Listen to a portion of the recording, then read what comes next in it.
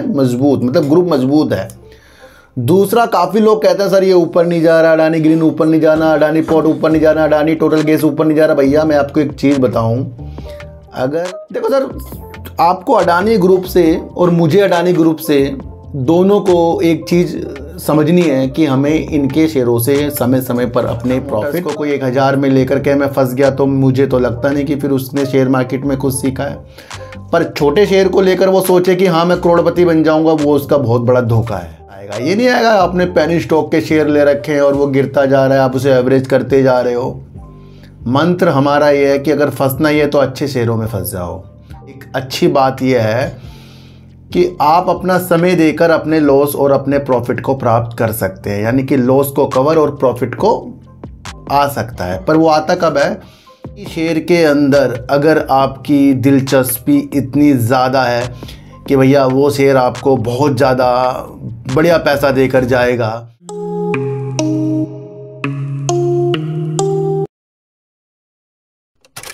नमस्कार, मैं स्वागत करता हूं आपका अपने ही चैनल पर जिसका नाम है सार्थक बाजार से।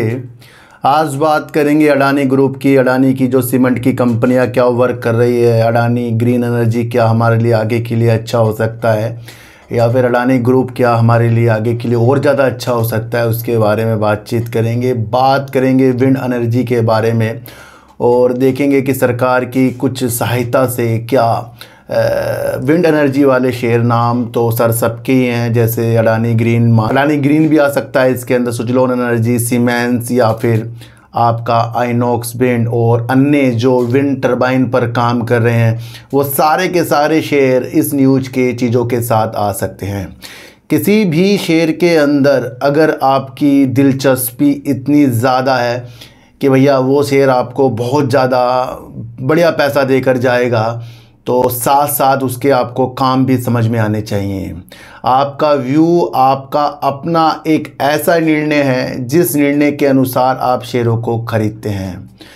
कभी कभी आपको अच्छे अच्छे शेयरों में लॉस हो जाता है और वो लॉस तब होता है जब आप बुक करते हैं। इन्वेस्टमेंट की एक अच्छी बात यह है कि आप अपना समय देकर अपने लॉस और अपने प्रॉफिट को प्राप्त कर सकते हैं, यानी कि लॉस को कवर और प्रॉफिट को आ सकता है। पर वो आता कब है?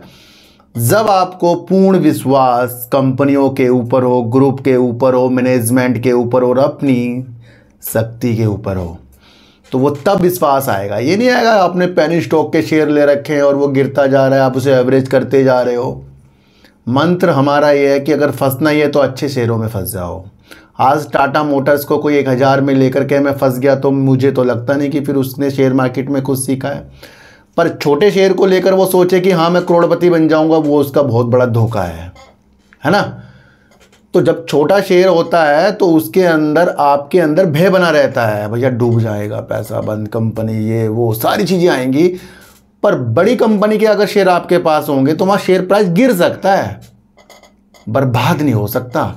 अगर कंपनी का फंडामेंटल मजबूत, आपका व्यू और आपकी सोचने की शक्ति बहुत आगे तक जाती है, तो आपका शेयर मार्केट का सफ़र हसीन हो जाएगा। क्योंकि जब गिरावट होती है तो बड़े बड़े शेयरों के अंदर दिलचस्पी बड़े बड़े लोगों की हो जाती है, और जब शेयर मार्केट गिरती है तो वही शेयर हमारे पास होते हैं जो अच्छे खासे हैं और बड़े लोगों के पास होते हैं। पर देखने को ये मिलता है, वो तो मुस्कुराते हुए टीवी में आपको इंटरव्यू देते हुए देखने को मिलेंगे बड़े बड़े निवेशक। आप और हम इस खोज में लग जाएंगे हम बर्बाद हो गए। सोचो, कुछ सोचकर ही हमें कुछ आगे की तरफ प्रतिक्रिया मिलेगी। बजट से पहले गिरावट होने के सिलसिले मैंने आपको कल बताए थे स्टार्टिंग में, आज उसने वो काम कर दिया था। पर जब भी गिरावट होती है उसके अंदर कुछ बाइंग बन रही है, एफआईज फिर से अपनी खरीदारी के लिए आ रहे हैं, और मुझे लगता है कि जब भी गिरावट हो रही है वो अपनी दिलचस्पी काफ़ी निवेशक जो बना रहे हैं वो बजट की तैयारी के लिए बना रहे हैं। तो ये गिरावट से टेंशन नहीं लेनी है, गिरावट तो आगे भी हो जाएंगी, नहीं भी होंगी। उन चीज़ों को कल मैंने आपको बहुत बेहतरीन तरीके से समझा दिया था। तो उससे पहले थोड़ी सी आज आपको झटके वाली गिरावट देखने को मिली थी ना, तो वहाँ पर वो जो सारी चीज़ें, रणनीतियाँ बजट की तैयारी के साथ है ना, जिसको भी जो मौका मिल रहा है भैया ले रहा और बस रख रहा है, वो चीज़ें भी चल रही हैं। कल मैंने आपके लिए एक नए शेयर के ऊपर वीडियो बनाई थी, IGL इंद्रप्रस्थ गैस लिमिटेड के ऊपर एक मैंने वीडियो बनाई। उसके अंदर सारे तथ्य मैंने आपको समझा दिए हैं। कंपनी का फंडामेंटल मजबूत है। कंपनी ज्वाइंट वेंचर के साथ इसके अंदर जो प्रमोटर बैठे हैं 22.5% गेल और BPCL के हैं। कंपनी जैसे गैस वितरण का काम और अन्य काम जैसे CNG के वर्क में भी लग रही है, वो भी सारी चीज़ें मैंने कल आपको बताई है। दूसरा, कंपनी की आगे की जो विधि है जहां पर उसने एक परामर्श भी बिठा रखा है जिसके निर्णयों के अनुसार वो इस ओर सोच रहा है, वो है रूफटॉप और दूसरा बैटरी रिसाइकलिंग। ये बहुत बड़ी न्यूज़ है। इस एक गहरी न्यूज़ को आपको कहीं लिखना पड़ेगा, ये बाद में आपके काम आएगी। IGL एक बेस्ट शेयर है ना। दूसरा एक न्यूज़ और निकल कर आई, वो तब आई जब मैंने वो वीडियो बना दी थी, वो भी आपको बहुत ज़्यादा समझना पड़ेगा। IGL ने अपने CNG के रेट प्रति किलोग्राम 1 रुपये बढ़ा दिए हैं। प्रति किलोग्राम 1 रुपये बढ़ा दिए। आप सोचो 1 रुपये बढ़े हैं जी, कितना वो CNG इनका निकलता है वो आपको पता नहीं है। तो ये इसके अंदर न्यूज़ निकल कर आई थी जिसकी वजह से आज शेयर भागे हैं ना। पर जो मैंने आपको रूफटॉप और रिसाइकलिंग, बैटरी रिसाइकलिंग की चीज़ें के ऊपर बताया है, भैया इसको सर्च करते रहो और देखते रहो ये चीज़ें कब होंगी, है ना। कंपनी इसके अंदर काफ़ी, भाई जब कंपनी ने वैश्विक स्तर का अपना परामर्श बिठा रखा है, रख रखा है, तो कंपनी तो कुछ चीज़ें करेंगी इसके अंदर। और गेल और BPCL में बैठे हैं, इसके आपको पता है मंडल में बैठे हैं, उनके सदस्य बैठे हैं, तो कुछ बेहतरीन चीज़ें आएंगी। और CNG में 1 रुपये प्रति लीटर इसके अंदर चीज़ें बढ़ गई हैं। देखो सर, आपको अडानी ग्रुप से और मुझे अडानी ग्रुप से दोनों को एक चीज़ समझनी है कि हमें इनके शेयरों से समय समय पर अपने प्रॉफिट और अपनी आगे की मंशा देखनी पड़ेगी। क्योंकि अडानी ग्रुप ही एक ऐसी चीज़ है जहां पर हिडनबर्ग आता है तो भैया शेयर गिर जाएंगे, दूसरी तरफ कुछ चीज़ें होंगी तो शेयर गिर जाएंगे, तीसरी तरफ कुछ चीज़ें होंगी तो वो भाग जाएंगे। इन चीज़ों के साथ लग रहा है। सबसे पहले अगर आप एक चीज़ समझो, जब से सेबी ने अलग अलग नियम चीज़ें की हैं, तो आपको जो बाहर से पैसा इनकी कंपनियों में देखने को पहले अलग तरीक़ों से न्यूज़ में के द्वारा आपको देखने को मिला, वो अब बहुत कम, मतलब बंद से ही है अब सब कुछ। और दूसरा, जो घरेलू यहाँ के निवेशक यानी कि म्यूचुअल फंड वाले हैं, उनकी ज़्यादा नज़र अडानी ग्रुप में गई है, तो वो भी खरीदारी अडानी ग्रुप में करते हैं। तो वहाँ से ये कंपनी है मजबूत, मतलब ग्रुप मजबूत है। दूसरा, काफ़ी लोग कहते हैं सर ये ऊपर नहीं जा रहा, अडानी ग्रीन ऊपर नहीं जाना, अडानी पोर्ट ऊपर नहीं जाना, अडानी टोटल गैस ऊपर नहीं जा रहा। भैया मैं आपको एक चीज़ बताऊं, अगर 4 तारीख को पूर्ण बहुमत से सरकार आ जाती तो फिर तो आपको पता नहीं क्या चीज़ें हो जाती हैं, पर वो बीत गया। अब गठबंधन की सरकार है, पर ये भी मजबूत सरकार है, मैं आपको बता दूँ। पर समय समय में कुछ ना कुछ उतार चढ़ाव तो चढ़ते रहेंगे। आज अगर अडानी ग्रुप गिर रहा है या कोई अच्छा शेयर गिर रहा है तो इस वजह से इस ग्रुप को ख़राब मान लें कि गिर रहा है, इस वजह से मान लें, या फिर कल परसों जब भी आपको ये तेज़ी दिखाए, 100-200 बढ़कर दिखाए, फिर से हम अच्छा मान लें। हमारा ख्याल ही ख़राब हो गए भैया। हमारे ख्यालों को अच्छा करना पड़ेगा हमें। सबसे पहले आप एक चीज़ समझो, अडानी ग्रीन जो है भैया हाइड्रोजन, अडानी ग्रीन जो आपको है सोलर, पवन, हाइब्रिड के क्षेत्र में क्या काम करता हुआ देखने को मिल रहा है। दूसरा, इसकी खावड़ा की परियोजना जो गुजरात में है ना, ये विश्व की सबसे बड़ी इसकी ऊर्जा का पार्क है वो, और जिसके अंदर पहले 12 महीने में अडानी ग्रीन एनर्जी ने 2 गीगावाट की क्षमता उत्पन्न कर ली थी। ये अपने आप में एक रिकॉर्ड है और दुनिया का सबसे बड़ा ये ऊर्जा का पार्क इसके पास है। तो समझो तो अगर इनके पास दुनिया का सबसे बड़ा ऊर्जा का पार्क हाइब्रिड में गुजरात में है, खावड़ा में है, तो उससे ये पहले 12 महीने में इन्होंने 2 गीगावाट की क्षमता कर ली। दूसरा, आपको समझना है कि अडानी ग्रीन एनर्जी का अक्षय ऊर्जा का लक्ष्य 2030 का 45 गीगावाट का था। कितना था? 45 गीगावाट का इनका अक्षय ऊर्जा रिन्यूएबल एनर्जी का संकल्प है, क्षमता बढ़ाने का है, यानी कि जोड़ने का है 45 का। अब अडानी ग्रीन ने इसमें संशोधित कर दिया है, यानी कि बदलाव कर दिया है। देखो सर, एक चीज मैं आपको बताऊं, किसी कंपनी का लक्ष्य 100 गीगावाट का है या 10 गीगावाट का है और वो उसमें संशोधित करके 100 गीगावाट को 90 गीगावाट कर रही है, तो ये निगेटिव है। लक्ष्य तो दूर का है, पर वो अगर कम कर दिया तो निगेटिव हो जाता है। अगर वही लक्ष्य 100 का गीगावाट का है उसे 110 गीगावाट का कर दिया तो ये पॉजिटिव है, क्योंकि कंपनी जब अपने लक्ष्य में चेंज करती है जब वो आजकल की स्थितियों में बेहतर है। समझ में आ रहा है? आजकल की स्थितियों में अगर अडानी ग्रीन एनर्जी बेहतर है तभी उसने अपने लक्ष्य को 2030 को ग्रीन एनर्जी के लिए जो 45 के थे अब उसे 50 गीगावाट के कर दिए हैं, यानी कि 45 गीगावाट से 50 गीगावाट के लक्ष्य अडानी ग्रीन एनर्जी ने कर दिए हैं। देखो ये गहरी गहरी बातें ही मैं आपको समझा रहा हूँ, इसमें कोई खरीदने बेचने की चीज़ें नहीं है, पर इसमें समझने की चीज़ें, एजुकेशनल तरीके से शेयर बाजार को आपको देखना पड़ेगा। मेरी वीडियो को आपको काम समझने के लिए आना पड़ेगा, आपको काम समझने की स्थितियाँ समझनी है। कल को कोई अडानी ग्रीन में नीचे का टारगेट ऊपर का टारगेट आपको दे रहा है तो भैया वो क्यों दे रहा है उस चीज़ को आपको समझना है। मैं यहाँ आपको टारगेट नहीं दे रहा हूँ, मैं आपको वो न्यूज़ बता रहा हूँ, शायद उससे आपको कुछ दिशा दिखे।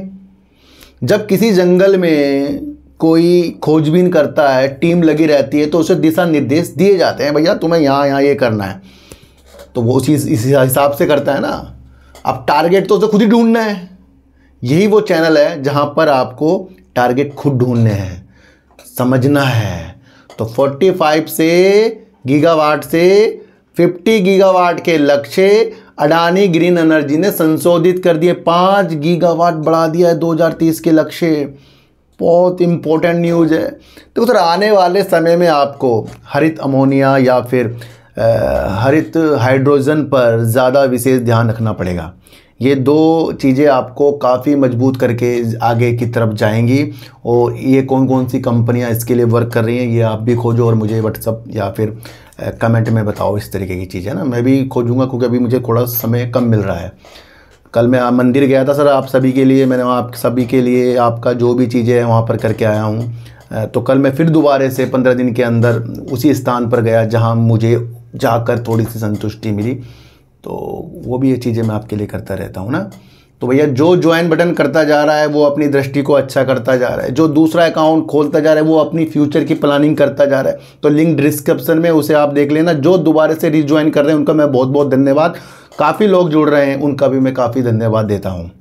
तो इस तरीके से ही इस चीज़ों को हमें आगे बढ़ाना है और धीरे धीरे हमें समझकर ही शेयरों के अंदर अपनी प्रतिक्रिया को करना है। तो अडानी ग्रीन एनर्जी ने एक अच्छी बात बता दी है। दूसरा आप सुनो, पिछले साल अडानी ग्रीन एनर्जी ने 2.8 गीगावाट की क्षमता वृद्धि जोड़ी है अपनी एनर्जी में, यानी कि 2.8 गीगावाट की क्षमता इसने और जोड़ ली है पिछले साल। जो पूरे भारत का, समझना, पूरे भारत की वृद्धि जो आरई में हुई है, रिन्यूएबल एनर्जी में हुई है, उसका 15% तो अडानी ग्रीन एनर्जी ने कर दिया है। अचंभित है ना। तो जब पूरे भारत की क्षमता के अंदर, वृद्धि के अंदर अडानी ग्रीन या कोई भी कंपनी का नाम आए तो आप उसे इंपॉर्टेंट इसलिए समझोगे क्योंकि वो पूरे भारत की वृद्धि की क्षमता में 15% तो यानी कि अडानी ग्रीन एनर्जी का हो गया। पॉजिटिव संकेत है। देखो सर, सीमेंट के कारोबार में किंग बनने के लिए अडानी ग्रुप जो है एसीसी और अंबुजा सीमेंट का अधिग्रहण करते हैं और आगे भी ये कई कंपनियों का अधिग्रहण करने की चीज़ों के साथ हैं और एक दो आदि की भी है, ये आप सबको पता है। वहाँ पर कंपनी अपने को मजबूत सीमेंट के क्षेत्र में देख रही है और कहीं ना कहीं वो आगे जाकर अल्ट्राटेक को भी टक्कर देने की स्थितियों के साथ हर एक संभव प्रयास करेगी। 19 जून को एक इंटरव्यू के दौरान ब्रोकरेज फर्म जेफरीज की इनकी आपस में बातचीत हुई और जेफरीज ने जैसा बताया कि अडानी ग्रुप के अंदर से एक आवाज़ आ रही है कि वो अपनी सीमेंट कंपनियों के कारोबार का विलय करेंगे, मर्जर करेंगे। तो ये एक स्थिति जो रिपोर्ट की थी वो हमारे सामने ब्रोकरेज फर्म जेफरीज ने बताई है। यहाँ से आपको एक चीज़ समझनी है कि अलग अलग कंपनियों का अलग अलग चीज़ों के साथ जो वर्क होता है उसमें समय हर चीज़ अलग अलग जाता है। तो जब एक साथ हो जाएगा तो उसमें लागत में भी कुछ चीज़ें अच्छी हो सकती हैं। तो ये गुड न्यूज़ आ गई है, पर ये कब करते हैं ये हमें अभी पता नहीं है। देखो सर, अडानी ग्रुप की जो कंपनी अंबुजा सीमेंट है, इस तरीके की उसने मध्य अवधि में बातचीत करी कि भैया ये कर देंगे अपनी अन्य कंपनियों को एक साथ मिला। एसीसी में अगर हम देखा जाए तो अंबुजा सीमेंट की उसके अंदर हिस्सेदारी पता आपको कितनी है? 50.05% की हिस्सेदारी अंबुजा सीमेंट की एसीसी में है। दोस्तों एक चीज़ मैं आपको बताऊं, कौन सी कंपनी मजबूत होती है? वो कंपनी मजबूत होती है जो कंपनी दूसरी कंपनी में स्टेक लेती है। अंबुजा सीमेंट के तहत हमें मजबूती की तरफ देखना चाहिए अंबुजा सीमेंट, क्योंकि अंबुजा सीमेंट की एसीसी में ही 50.05% की हिस्सेदारी है। दूसरा एक सांगी इंडस्ट्री है, 104 रुपये का शेयर है वो सांगी इंडस्ट्री, उसके अंदर भी प्रमोटर पता आपको कौन है? अंबुजा सीमेंट है, जिसके अंदर अंबुजा सीमेंट की करीब 60.44% की हिस्सेदारी सांगी इंडस्ट्री में है जो सीमेंट का कारोबार करती है। तो अब ये इतनी कंपनियों को अपने साथ, जितनी भी इनकी साथ इकाइयां हैं उसको एक साथ मिलाकर विलय करेंगे तो ये आगे जाकर पॉजिटिव हो सकता है।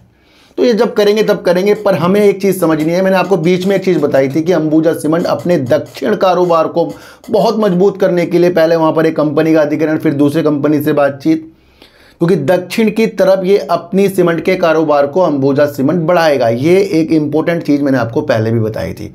तो इन सारी स्थितियों से आज आपको अडानी ग्रीन, अंबुजा सीमेंट और आपको IGL और देखने के हमारे नज़रिए वो समझ में आ गए होंगे। समझ आ रहा हूँ सिर्फ मैं बात करेंगे विंड एनर्जी के बारे में। देखो सर, अप तटीय जो इलाके होते हैं, जो समुद्र के अंदर आपने देखा होगा भैया बड़े बड़े विंड टर्बाइन लगते हैं। तो अगर इस तरीके के इलाके होंगे तो वहाँ से अगर अक्षय ऊर्जा प्राप्त की जाएगी तो वो विंड टर्बाइन के द्वारा ही आएगी। अब सोलर तो इस तरह से समुद्र में लगा नहीं सकते, तो यहाँ से विंड टर्बाइन एक मजबूत तरीके से हमें देखने को मिल रहा है। अगर हम बात करें कि भारत की जो अक्षय ऊर्जा की क्षमता अगर और मिश्रण हो जाए उसके अंदर अप तटीय इलाके जो होते हैं, इस तरीके की जो परियोजना के लिए भी सरकार कुछ न कुछ अनुदान करने की चीज़ों के साथ हमें सामने बात आई है। और केंद्रीय मंत्रिमंडल ने करीब इस तरीके से जो अप तटीय इलाकों की तरफ परियोजना होगी तो वहां पर 1 गीगावाट के लिए करीब 6,853 करोड़ रुपए का अनुदान और 2 बंदरगाहों के लिए इस तरीके से ही 600 करोड़ रुपए का अनुदान करने की स्थितियों के साथ आई है, जो करीब 1 गीगावाट के लिए होगी, जो करीब 7,453 करोड़ का इस तरीके का जो सरकार एक अनुदान करेगी। यहाँ एक केंद्रीय मंत्रिमंडल के इस फैसले का सम्मान करना चाहिए। ये विंड एनर्जी की तरफ से बातें आ रही हैं, मतलब इसमें बहुत सारी कंपनियां हो सकती हैं।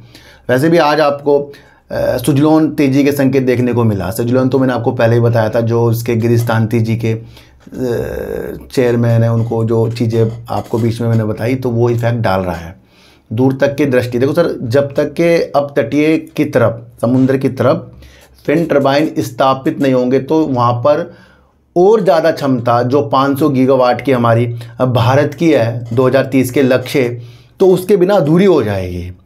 क्योंकि अप तटीय इलाकों में जो हवा का प्रभाव होता है वो निरंतर सही तरीके से होता है। आगे आगे जाके तो आपको कहीं तेज़ी कहीं कम होंगे, लेकिन समुद्र किनारे हवा का प्रभाव इस तरीके से जो एक रिपोर्ट बता रही है उस अनुसार मैं आपको बता रहा। तो सरकारी सहायता के द्वारा पवन ऊर्जा को सहायता मिलेगी इस तरीके के अनुदान से, जो अप तटीय इलाके की जो परियोजना होती है। तो यहाँ से अब आपको देख लेना चाहिए भाई, सीमेंस हो गया, अडानी ग्रीन हो गया, या फिर आपका टाटा हो गया, या सुजलोन एनर्जी हो गया, क्या इस तरीके से वहाँ वर्क कर सकते हैं? क्योंकि सुजलोन के गिरिस्तांती जी को पहले ही भी बताया था, जो इनको अध्यक्ष बनाया गया है, तो वो भी तो भारत की विंड टर्बाइन की क्षमता को उनका काम बढ़ाने के लिए किया गया है। और अप तटीय इलाके की तरफ इस तरीके की परियोजना अगर हो जाए तो यहाँ पर विंड टर्बाइन की चीज़ों को बहुत सारा मिल सकता है, जो ये रिपोर्ट एक कह रही है। तो ये भी आपको चीज़ें क्लियर हो गई हैं कि भैया समुद्र की तरफ जो विंड टर्बाइन लगते हैं उसके अंदर जब सरकार इस तरीके से अनुदान देगी तो क्या होगा, जल्दी इसके अंदर काम स्टार्ट होने की चीज़ें होंगी। तो यहाँ से एक पॉजिटिव संकेत हमें देखने को मिल रहे हैं। अडानी ग्रुप मेरे हिसाब से बेस्ट है। खरीदना बेचना वो चीज़ें नहीं बता रहा हूँ। जब शेयर गिरता है तो नज़रें हमारी उस तरफ नहीं जाती, जब शेयर भाग जाता है तो नज़र हमारी उस तरफ जाती है। तो पहले इस खेल को खुद ही समझो पहले आप। अडानी ग्रीन एनर्जी जब भारत के जो वृद्धि के लक्ष्य में 15% की स्थितियाँ जोड़ चुका है पिछले साल, और आगे की स्थितियाँ ये हमें बता रहा है, तो वहाँ पर ये पॉजिटिव संकेतों के साथ है। अडानी ग्रुप जब अपनी कंपनियों को, सीमेंट की कंपनियों को एक साथ विलय करेगा तो वो देखे जाएगा कब करेगा। तो ये थोड़ा सा ठंडे बस्ते में इसको डालो और दूर की दृष्टि से चीज़ों के साथ देखो। अगर ये बातचीत के दौरान रिपोर्ट प्रस्तुत की है जेफरीज ने, तो आगे स्थितियाँ इसकी जब और अच्छी बातों की तरह होगी तब हमें इस पर ध्यान देना चाहिए। आईजीएल ने ₹1 प्रति किलोग्राम सीएनजी के रेट बढ़ाकर थोड़ा अपने ओर ध्यान आकर्षित किया है, पर ज़्यादा ध्यान आकर्षित ये अपने फंडामेंटल मजबूत सेल्स और अपने प्रॉफिट और अपने द्वारा जो ये रूफटॉप की योजना और दूसरा रिसाइकलिंग के बिजनेस में उतरेगा वो ज़्यादा हमें बेस्ट लग रहा है। सुजलोन हो या फिर आपका सीमेंस हो या अडानी ग्रीन हो, सबको इस जो भी सरकार की चीज़ें हैं उससे विंड एनर्जी की तरफ आपको अच्छी तरह देखना चाहिए। तो ये लंबे हमें दृष्टि के साथ इन चीज़ों को देखना चाहिए। तो सर सच्ची वीडियो देखिए, अच्छी वीडियो देखिए, समझ कर देखिए। किसी को भी खरीदने बेचने की सलाह नहीं है, आपको अपना माइंड लगाना है, चीज़ों को समझना है, उस अनुसार अपने चीज़ों को करना है। सिंपल सी बात है, यहाँ पर किसी को खरीदने बेचने की चीज़ें नहीं है। भी यहाँ पर आपको मैं अलग अलग चार्ट की तरह उलझाकर टारगेट नहीं बता रहा हूँ, ये समझ कर चलना, सिर्फ चीज़ें समझा रहा हूँ। तो खरीदने बेचने की चीज़ें बिल्कुल भी नहीं आ रही है। तो सर चींटी को आटा दीजिए, गाय को रोटी दीजिए और अपने बच्चों को ज़्यादा से ज़्यादा प्यार कीजिए, क्योंकि बच्चे ही आपकी मासूमियत से किस्मत पलटेंगे। तो फिर मिलेंगे आपसे नई वीडियो के साथ, जब तक के लिए नमस्कार।